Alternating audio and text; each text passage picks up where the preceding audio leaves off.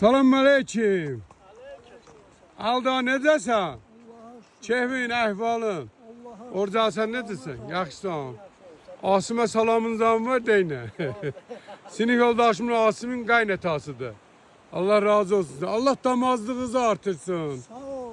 Allah sana canına sağlık versin. Uzun ömür.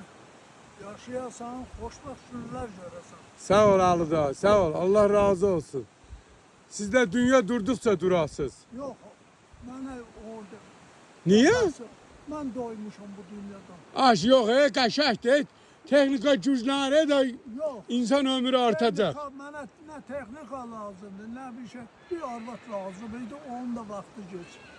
Bəs çox. Rəhmətə gedib. Çoxdan. Allah rəhmət eləsin. Ben niye evlənməmsən? Evlənərdin də. İndi arvad gələr mənə. Niye gelmir ki? Bir böyle heyvan vardı maşallah maşallah. Mənə Yaymışam bu yamaçları. Mən burada Ha, ben bilirəm sənkilərdir. 10-5-6 dənədir. İmkanla adama gələr arvad.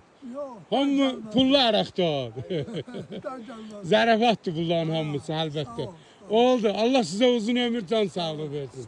Sağ olun. Sağ ol Orcalı. Gedək, keçək. Heh.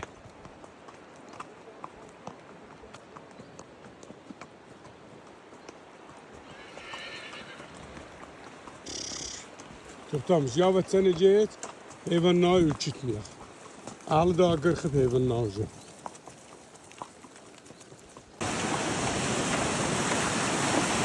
Yavaş yavaş maşallah maşallah. Toplamış. Sakin. Ay.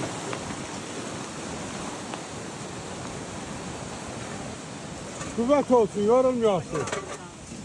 Nefes. Nerede? Bindireceğim, niye bindirmiyorum ki? Gözünüz de aydın olsun da. Toxtamış yelimliyi. 5-10 güne kimin doğacak?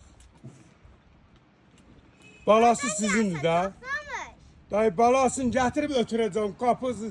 Çəpərin qapısını açıp ötüreceğim hayatınızı. Yaxşı. Kız eşidirsən. Senin de atın balası. Oldu, sağ olun. Qəşəng toxtamış. Bizim yəhərləyəcəm binəsin, sığırlar.